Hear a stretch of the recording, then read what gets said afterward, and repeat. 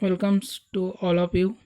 Myself Manoj Manik Sarate, lecturer in Mechanical Engineering Department in Brahmadev Dadamane Polytechnic, Solapur. Today I will deliver lecture on first topic Basics of Engineering Material from Mechanical Engineering Material subject.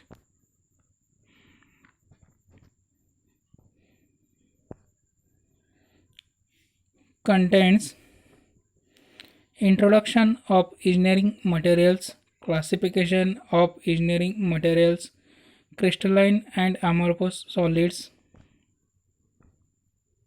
Introduction. The substance which is useful in the field of engineering is called engineering material. Why study engineering material? Because to understand the limit of material and changes of their properties with uses, to be able to create a new material that will have some desirable characteristics, and last one is consideration of cost and its performance.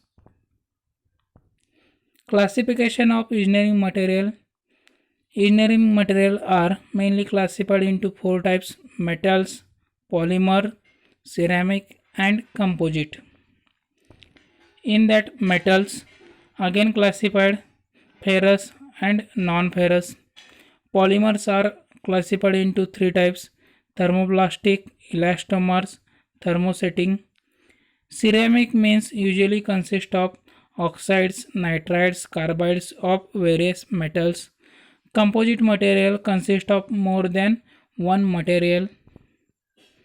Ferrous metals are again classified into two types: steel and cast iron. Non-ferrous metals are aluminum, nickel, cobalt, copper. Thermoplastic materials examples are acrylic, ABS, that is acrylonitride butadiene styrene, nylon, polyethylene. In elastomers, examples are rubber, silicon. In thermosetting plastics are epoxy resin, phenolic, polyamides. Ceramic examples are sand, cement, glass, brick, plaster, etc.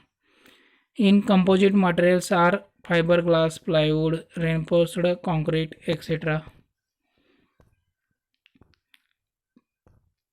What is metal? Metal is an element that readily forms positive ions, that is cations, and has a metallic bonds, and also polycrystalline body which has high thermal and electrical conductivity.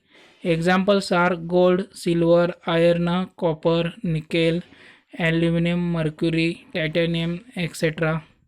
Metals are classified into two types: ferrous metals, non-ferrous metals.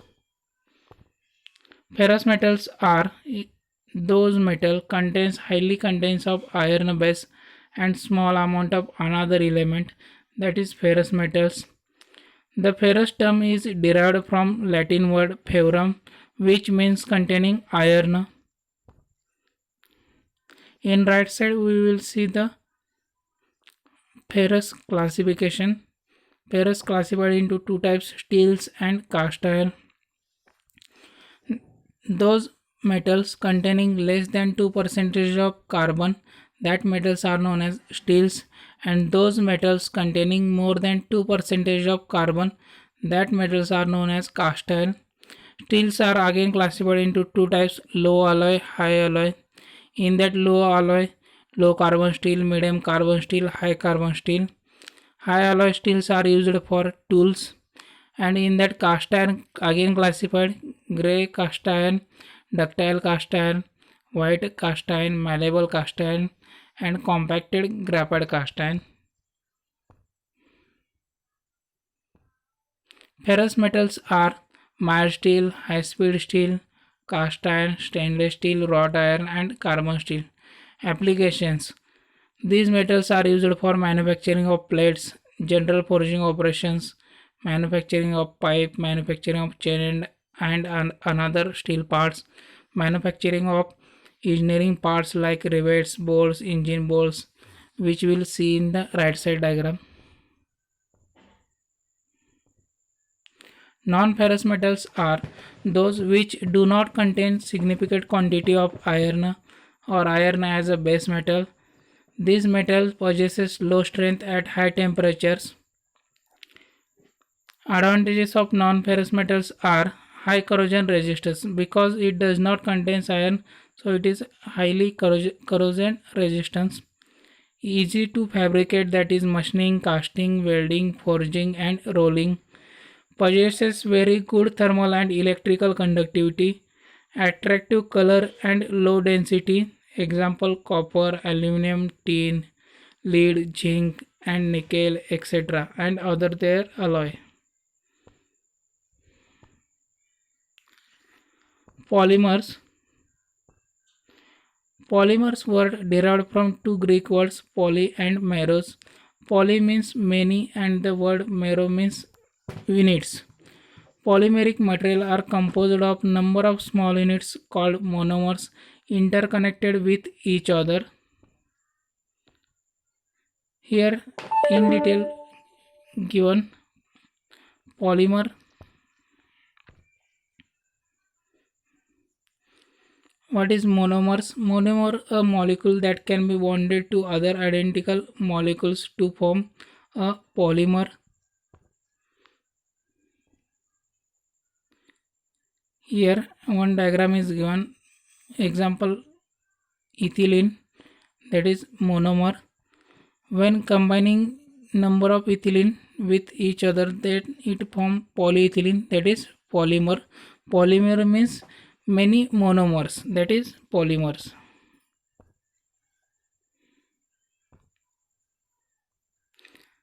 Next classification of polymer is thermoplastic and thermoset plastic. Thermoplastic means those plastic which become soften after heating and become harden after cooling, and it can be used again and again. That plastic is known as a thermoplastic. For example, we use buckets in our home. That material is a thermoplastic material. Next is a thermoset plastic. In that thermoset plastic, when we heated, it becomes soften and cooling, it become hard. But it after heating, it cannot become soft. Means it can be used for only one cycle. That is known as a thermoset plastic. Its a example is our electrical switches, which is made from this thermoset plastic.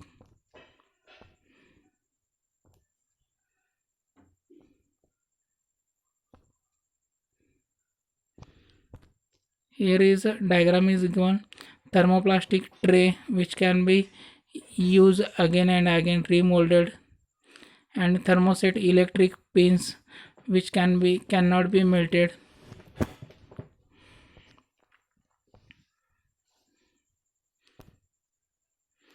Our last type of polymers are elastomers. Elastomers means those material having elastic property, that is known as a elastomers.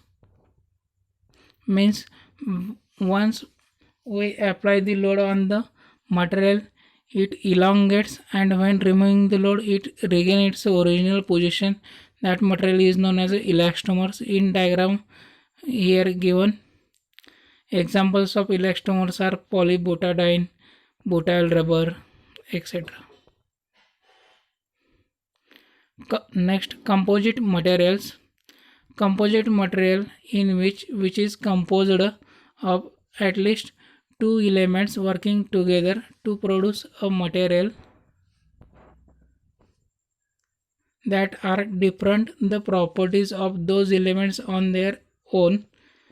Composite material means combining of more than two material is known as a composite materials.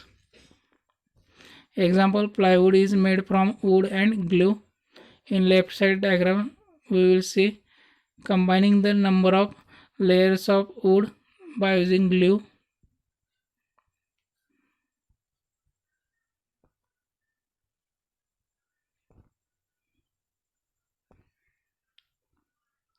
Next is a ceramic material. Ceramic material is a inorganic non-metallic material is known as a ceramic material. Example tiles, sand, cement, concrete, bricks, etc.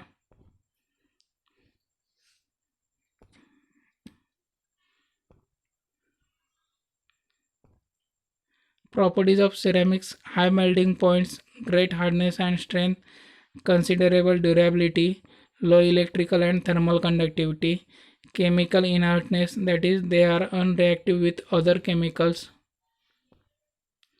Next one is a crystalline and amorphous metal. What is meant by crystalline solids? It is in that solids there is a periodic arrangement of atoms or definite repetitive pattern, that is known as a crystalline solids. In right side diagram we will see the atoms are arranged in one of the regular pattern, and it is a periodic pattern and which is repetitive pattern, so it is known as a crystalline solid.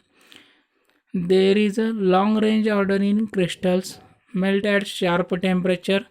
Crystalline solids are anisotropic properties, and it is a more rigid structure. Example copper, potassium nitrate, benzoic acids.